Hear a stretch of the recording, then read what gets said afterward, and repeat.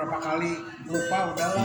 Dia luar biasa kan pintar. Yang ngajar ini udah tahu pintar itu luar biasa.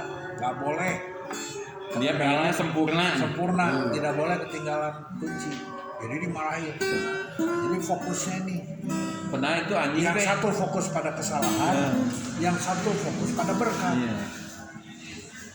Itu nggak sadar dia bahwa anjingnya sudah lalu ya. Iya. Sudah mulai apa? Lalu itu pohon. Ya puji Tuhan, saksian yang luar biasa ini. Oke, siapa lagi yang akan? Saya silakan. waktu hari Jumat saya diundang untuk bawa firman untuk 3 chapter. Saya berharap dari Braga tuh ada yang datang. Iya, saya udah ampura. Ya, mendukung ya presidennya, direknya ada halangan semua. Cuma saya satu dari Braga, yang dari Dago banyak ya. Apalagi dari itu tuh perdana ya paling banyak. Terus dari Saya tidak dukung loh. Nah, kita sama-sama. Untung ada yang dukung saya. Grup ini PDKasi dari doa. Saya bareng sama dia habis doa pagi kan di TKI. Jadi kita bareng. Berapa orang ya banyak juga. Jadi saya masuk sama mereka. Jadi tapi yang saya sesalkan memang kebetulan ada keperluan penting katanya yang dari Braga itu pemimpinnya dua-duanya nggak bisa datang. Malah yang satu mah datangnya di luar ya, ngambil barang aja ke Bu Iva, terus pulang lagi Paulus sama istrinya dikawal. Jadi memang kalau Braga itu ya saya ngomong belak-belakan nih, yang gitu-gitu tuh kurang rasanya ya. Harusnya kan bisa dong ya, yang penting-penting itu yang ini, yang urusan yang ini nanti dulu diundurin lah sedikit ya. Tapi dari dulu memang udah begitu kualitasnya. Braga chapter dia ngomong belak-belakan nih. Ada pemimpinnya di sini ya. Jadi ya udahlah nggak apa-apa, lain kali ya sih. Tony juga lagi waktu itu adik keponakannya sakit di rumah sakit. Ya udah nggak apa-apa saya bilang. Selalu Tuhan kan mengampuni ya. Nah ini waktu hari Jumat, waktu hari Sabtu, anak saya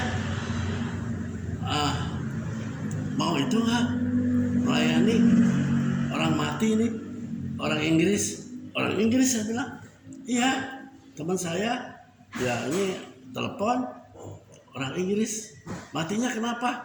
Nggak COVID? Ya enggak katanya. Ya udah satu nggak COVID. Kedua gimana ceritanya? Saya bilang harus dengar dulu dong ceritanya. Ya nggak boleh sembarangan melayani. Itu orang Kristen. Dia itu punya keluarga di Inggris, pernah kawin, punya anak. Kemarin anaknya juga dari Inggris datang. Dia itu kawin lagi dari Inggris tuh sama orang Sunda, tapi nggak kawin karena dia disuruh jadi Islam nggak mau. Ya jadi kumpul sapi apa?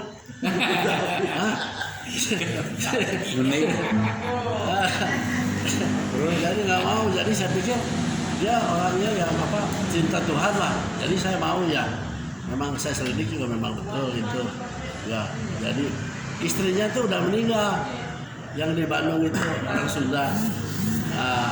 Si Lala itu kenal sama adik istrinya, anak saya. Dan itu kebetulan ada si habis pergi saya si Ronald kamu jadi MC ya? Oke, katanya. Ya waktu siangnya tuh. Sorenya mau latihan nggak datang. Jadi akhirnya yang latihan tuh istri saya jadi MC karena dia kebetulan bisa lagu rohani yang Inggris itu kan penting mereka. Nah ini saya harus khotbah bahasa Inggris.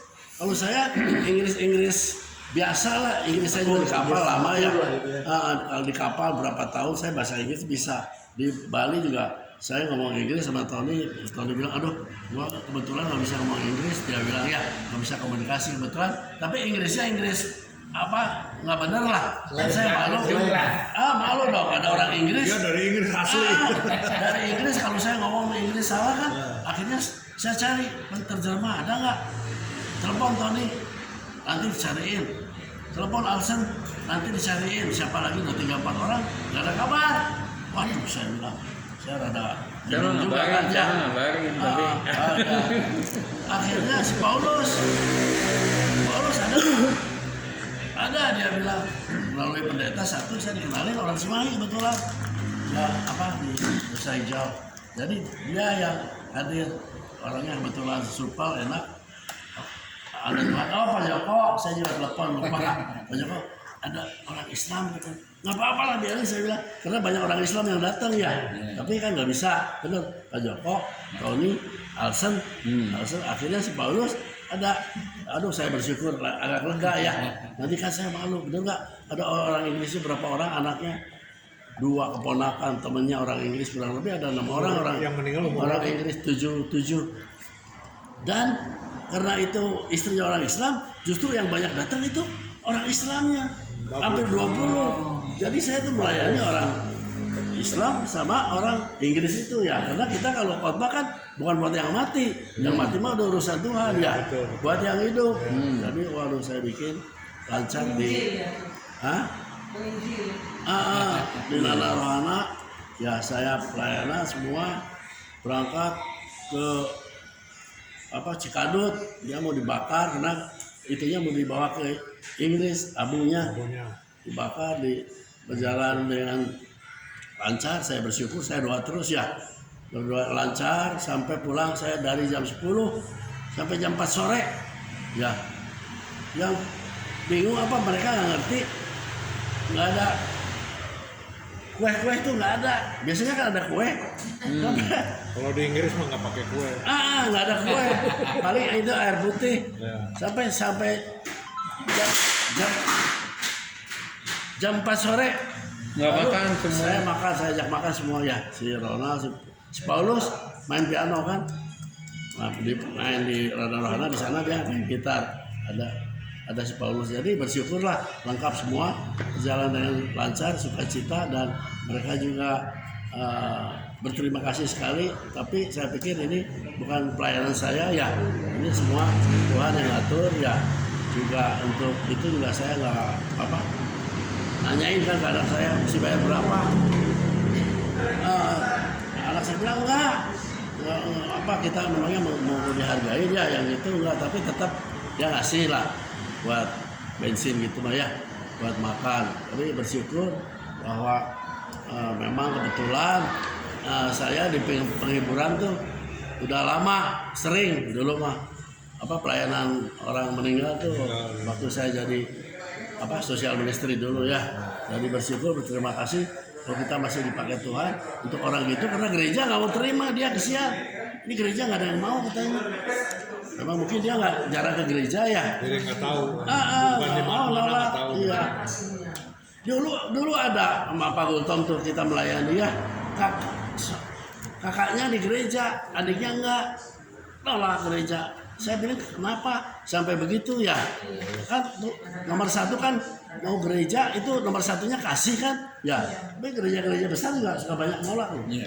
Jadi untunglah kita ini orang-orang kecil tapi selalu siap untuk menolong orang yang kecil. Semua dari Tuhan. Sekian, Tuhan berkati. Amin. Ya. Puji Tuhan. Ini mau bersaksi. Ya. Bu Eva mau bersaksi? Silakan Bu. Ayo Bu. LOF nih. Oh, saya mau menyaksikan kebaikan Tuhan. Iya. Oh ya, silakan Bu Oto. Tanggal 20 udah lewat sih ya. Tanggal 22 kemarin bulan 9 saya seperti saya tambah Tuhan jadi 67 tahun. Waduh, selamat. Selamat. Mohon maaf, nggak pada kenal itu. Tahun dulu Pak Jim yang di luar bikin selamat ulang tahun. Benar, sekarang jadi lupa saya. Saya melihat teman-teman sebelum saya mereka sibuk dengan cucu. Terus ada yang beri kursi roda, bahkan sudah dipanggil Tuhan. Yang saya mau saksikan di sini betapa baiknya Tuhan. Di hari tua masih Tuhan pakai pelayanan. Ini satu dari luar biasa bagi kita semua. Pelayanan Tuhan yang tidak seperti pakai manusia, asal kita tetap setia. Itu aja kuncinya. Ya puji Tuhan. Tuhan Yesus memberkati. Amin. Silakan Bu Eva. Saksian dikit LOF. Terima kasih mempunyai suatu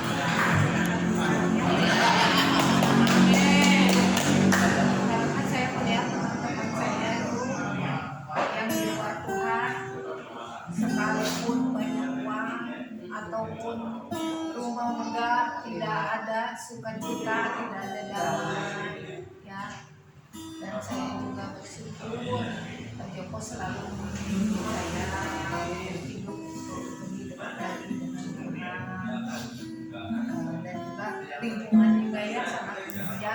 Terima kasih bapak-bapak di sini, dan bisa saling share ya, semakin melekat kepada Tuhan, karena sisa hidup kita ini biarlah bisa berarti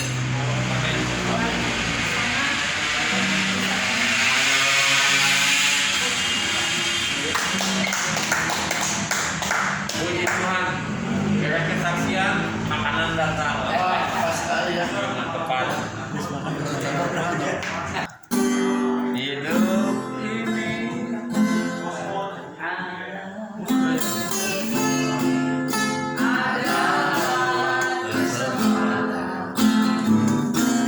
Hidup ini adalah kesempatan.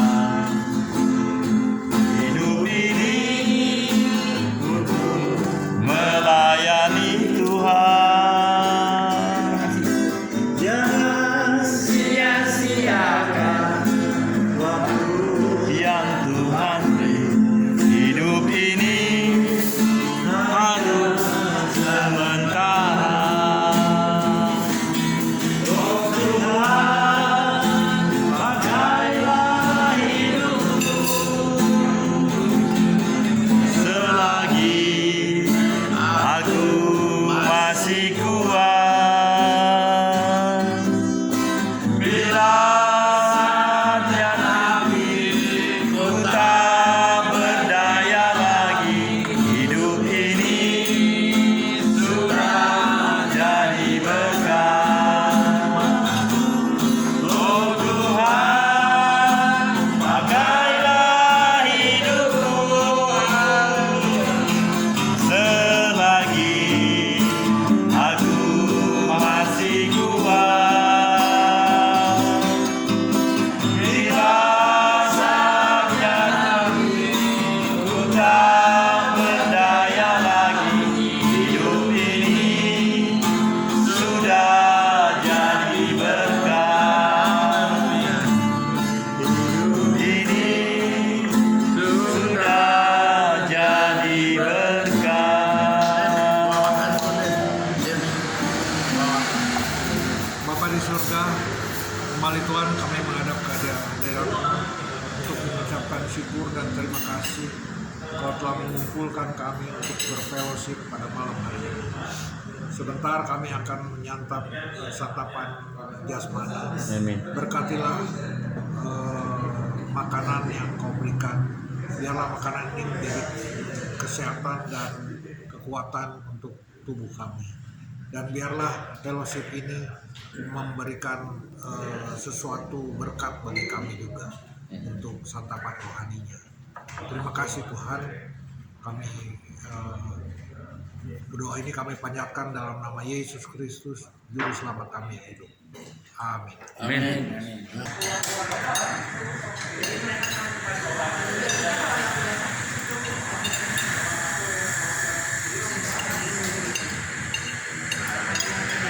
Kalau yang Spreken juga itu punya gedung ya, alat-alat musik bilang tempat itu ya.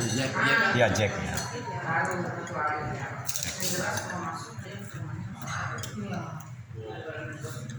Jack.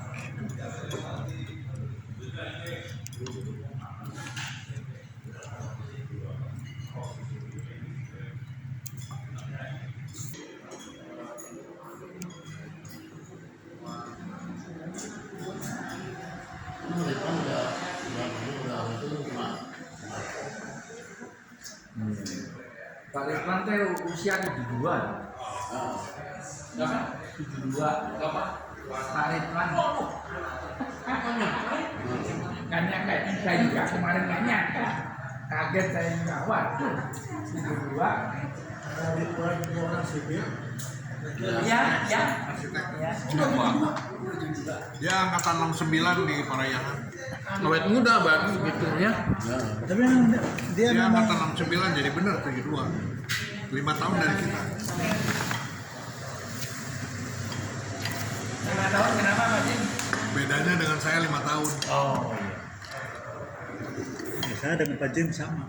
Lalu 15 tahun yang lalu baru masih umur udah berapa? Dia sudah menentukan bahwa jalan hidup saya tidak dengan pasangan pasti. ya udah nggak mau pokoknya. Kalau dia mungkin masih 40, 30 lebih ya masih bisa. Kalau udah 57 menjak berarti 5 gitu dia udah pikir ngapain? 15 tahun yang lalu Pak Ridwan 57 waktu ditawarin. Iya 57 berarti kan udah pasti di atas 50 atau di atas 48 barangkali udah menentukan bahwa saya hidup bersama Tuhan aja udah.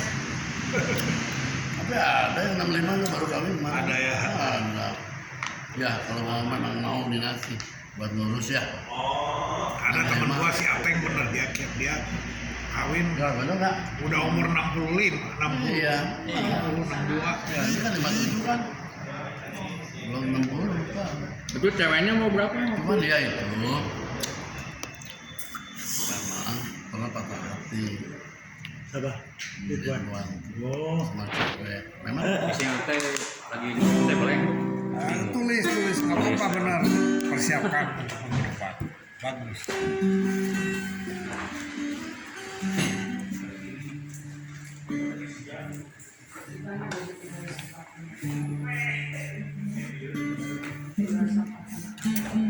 Ya, kita masuk ke firman Tuhan. Tanggal 1 pujian seperti Musa rindu sunyi. Haleluya.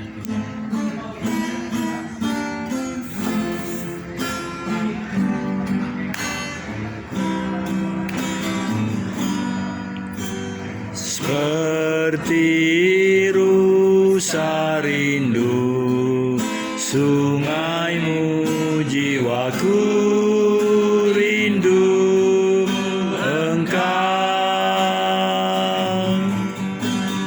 Kaulah Tuhan hasrat hatiku, ku rindu menyembahmu.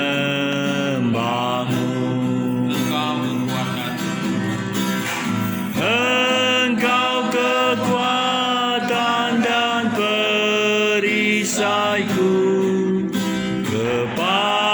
kepadamu aku berserah.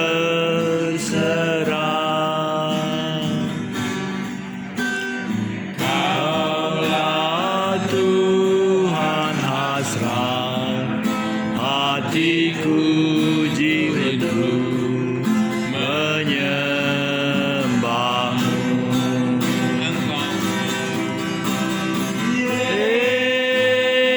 Yesus,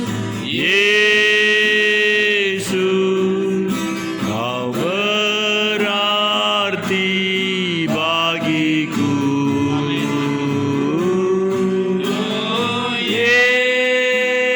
Yesus, Yesus, kau segalanya bagiku. Seperti rusa rindu sungaimu, jiwaku rindu engkau. Kaulah Tuhan hatiku, ku rindu menyembahmu. Engkau kekuatan dan perisaiku, kepadamu rohku berserah. Kaulah Tuhan hatiku, ku rindu menyembahmu.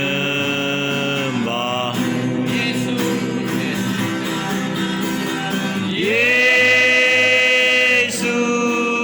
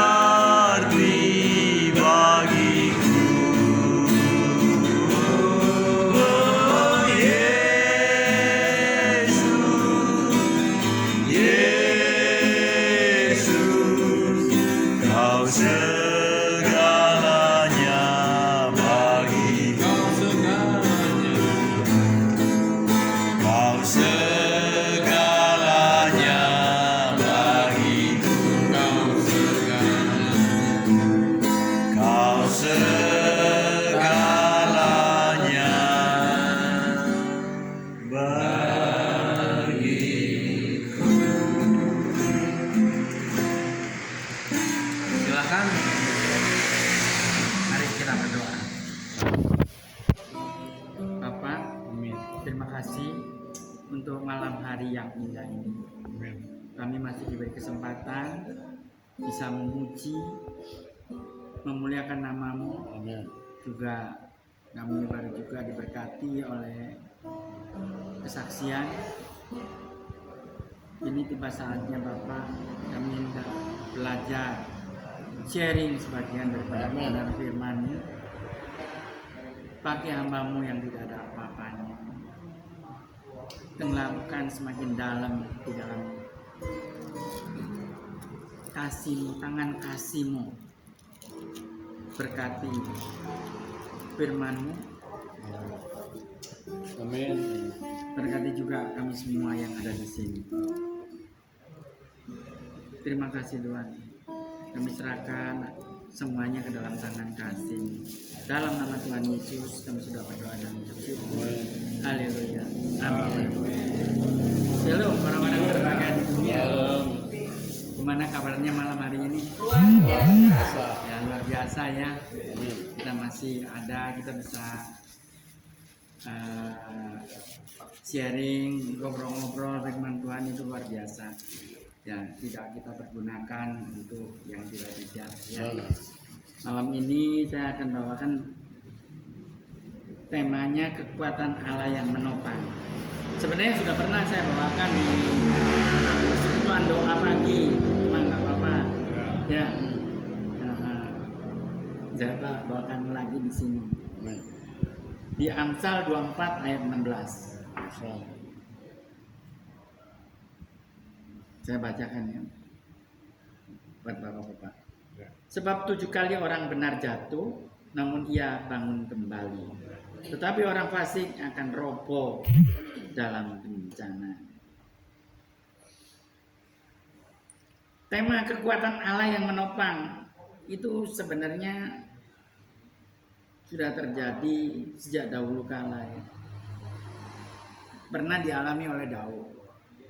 Kalau bukan kekuatan Allah yang menopang, Daud itu sebelum menjadi raja melalui proses dulu jatuh bangun.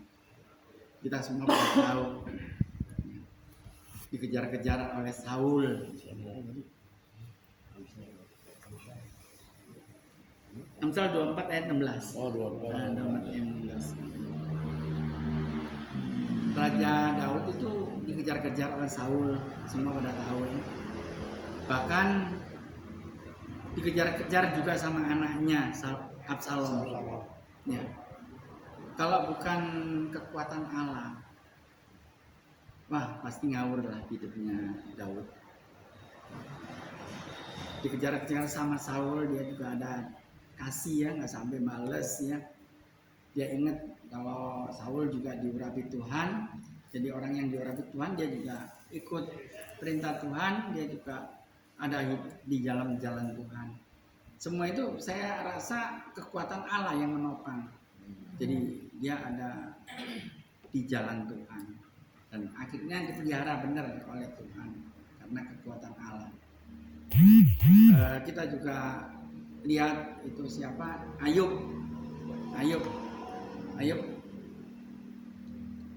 Gimana sengsaranya ya lewat proses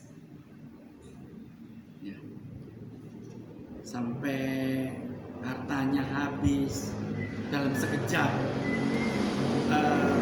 keluarganya juga dalam sekejap, bahkan istrinya pun saat beliau sakit ya, gatal apa itu, kutuki Tuhanmu katanya.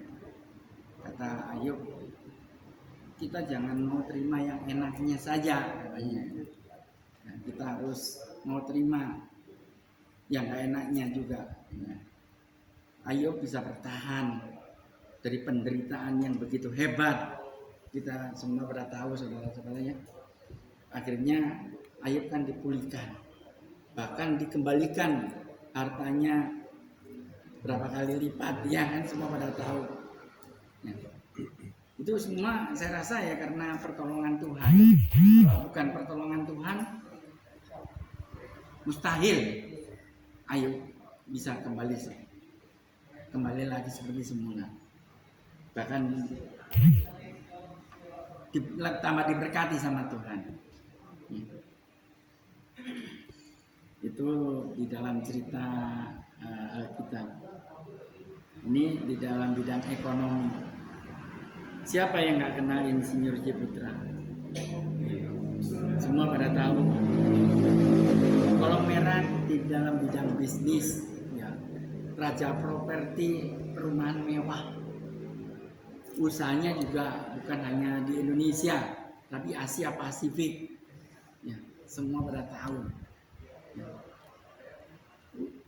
Usahanya ada Singapura, Hawaii, Hanoi, ya kan? Semua pada tahu. Buah keberhasilan Ciputra pun disumbangkan dalam bentuk pendidikan, seni dan budaya. Yang semua pada tahu. Tapi krisis 98 kan semua pada tahu juga. Indonesia dilanda krisis, banyak pengusaha yang gulung tikar. Semua pada tahu. Bahkan banyak yang pengusaha jadi ya kalau ngomong stres. Ya. Banyak yang kena gangguan jiwa. Ya. Waktu itu juga ya. Tapi bagaimana dengan Ciputra? Sama perusahaannya. Dan dihantam waktu itu, Ciputra nangis di kaki Tuhan. Ya. Dia ngomong, Ciputra itu, semua itu salah saya. Semua salah saya. Saya meninggalkan dia. Saya tidak baca Alkitab.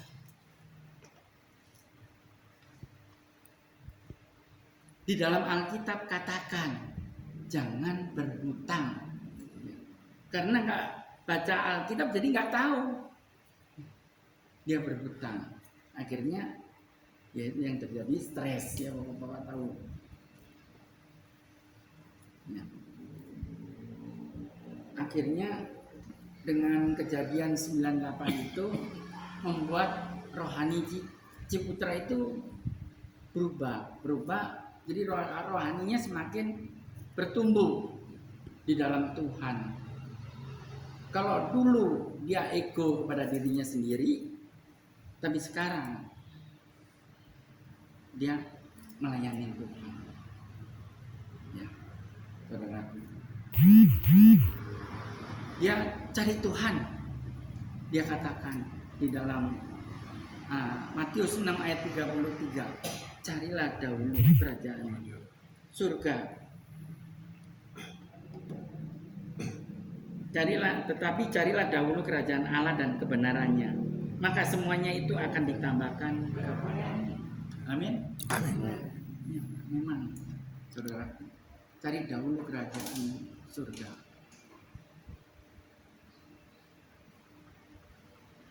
Kita tahu kalau kita menggunakan kekuatan kita sendiri, yaitu seperti yang Ciputra lakukan, dia hancur, dia terpuruk karena mengandalkan kekuatannya. Firman Tuhan pun katakan, ada terkutuklah manusia yang mengandalkan kekuatannya. Oleh karena itu jangan kita itu lepaskan Alkitab, saudara.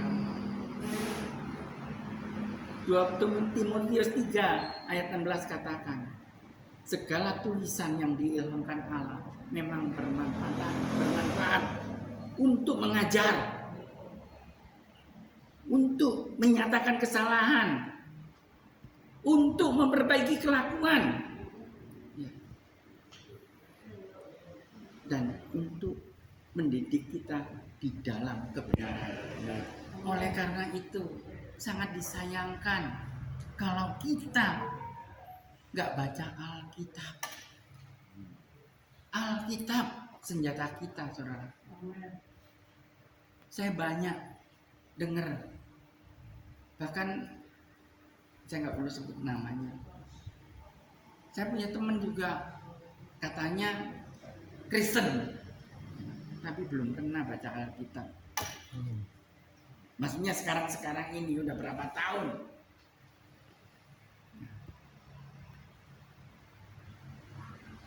Dianggapnya remeh. Padahal inilah kekuatan kita. Inilah yang membuat kita itu bisa tegar. Saya percaya seperti Pak Herbert usia berapa, tegar beliau. Saya ikut terus loh beliau, ikuti perjalanan hidup. Luar biasa.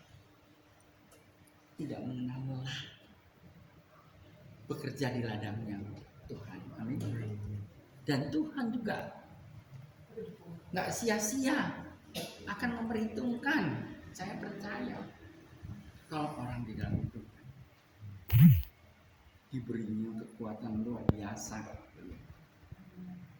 Pak Herbert capek, enggak, saya bisa.